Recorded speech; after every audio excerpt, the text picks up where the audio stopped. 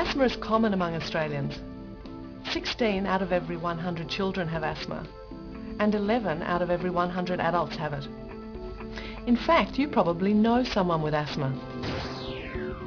While we don't know the exact cause of asthma, we do know what triggers it and how to control the symptoms. This means that most people with asthma can lead normal lives as long as they manage their asthma well. Some people think if you have asthma, you can't do strenuous sport, but many famous athletes have done really well in sport despite having asthma. For example, Kyle Vanderkuyp, Matthew Dunn, Jackie Joyner, Lee Naylor and Paul Kelly. This video takes a look at what asthma is, what can trigger asthma symptoms, how these symptoms can be controlled, and what to do when someone's having an asthma emergency. Both Maria and Nick have asthma, and you'll hear about how they deal with it. Asthma doesn't stop me from doing anything with my friends. I still do ballet class, play tennis, and go swimming. I also love to go out dancing on the weekends. I've had asthma since I was 5, and now it's just a part of my everyday life. If I take my control of medications every day, I can control my asthma really well. I'm on the school basketball team and I practice hard and keep up with my mates. So what exactly is asthma?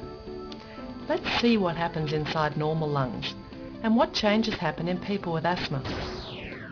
When you take a breath, air travels into your lungs through air tubes called bronchi.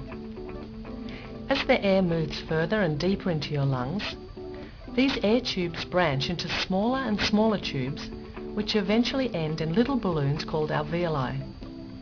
But in people with asthma, their air tubes are overly sensitive or twitchy. When exposed to triggers, the body's immune system produces a reaction, like an allergic reaction. The air tubes become swollen, red, and ooze out mucus. It's like the reaction people get after a bee sting, except that it's happening inside the lungs, because that's where the trigger particles have been inhaled.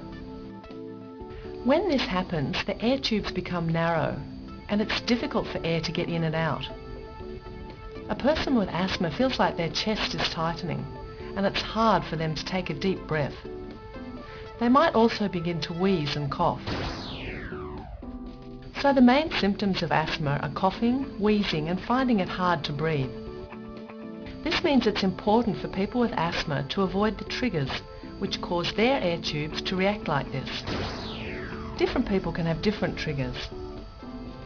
Some of the common ones are dust mites in the carpet, furniture, bedding and soft toys, exercise, pollens from flowers and trees, cigarette smoking, chemicals like perfumes, paints and nail polish remover, changes in the weather, infections like the common cold, and pets. Now you know what happens in the lungs of a person with asthma, as well as some of the common asthma triggers. Managing asthma is relatively simple. People with asthma can work with their doctor to find the right medications for them. Most asthma medications are available in the form of inhalers, which are cleverly designed to deliver medicine right into the air tubes. These asthma medications help keep the air tubes open and decrease the effects of asthma triggers. There are two main groups of asthma medications: relievers and controllers.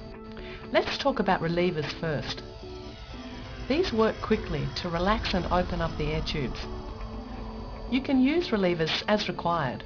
There's no need to use them all the time, since asthma symptoms don't occur all the time. In some instances, relievers can be used just before exposure to a trigger. For example, some athletes will use their inhaler just before sport, if they know that exercise triggers their asthma. I've had asthma for ages, and using my reliever medication is fairly easy. When I'm playing sport and start to feel wheezy and short of breath, I know it's because my asthma is playing up. If I use my reliever, it makes breathing a lot easier, The trick is making sure I use my inhaler correctly.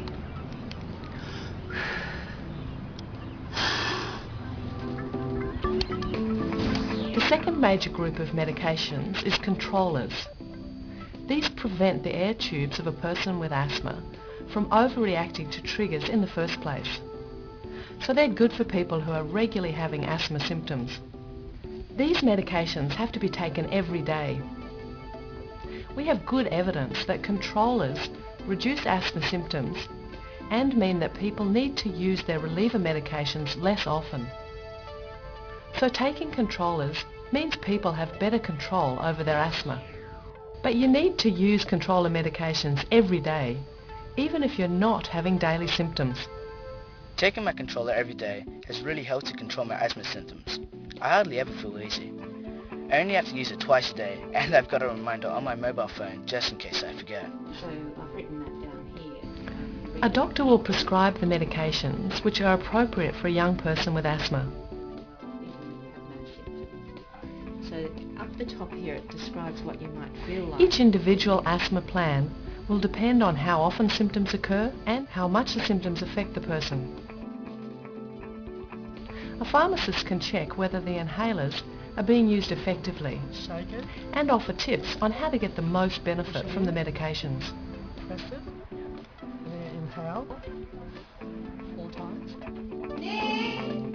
Hurry up! It's time to go! Okay, I'm just gonna take my medicine.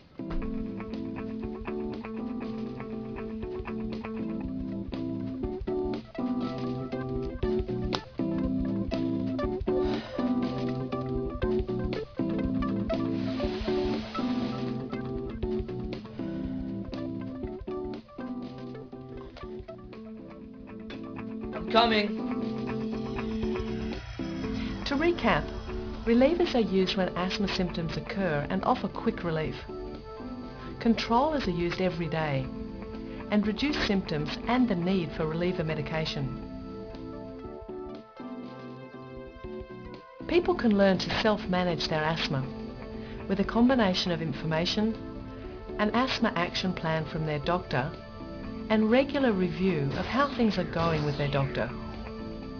There's good evidence this approach works. People who use it find their asthma doesn't bother them as much and causes fewer symptoms.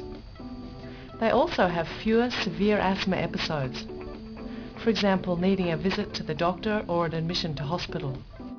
An asthma action plan should be obtained from a doctor by every young person with asthma. If a young person is having very bad symptoms of asthma, for example while playing sport or after being exposed to another trigger, it's best to follow the emergency first aid plan. This is easy and it's called the 4x4x4 plan. It's worth knowing this because it could save someone's life.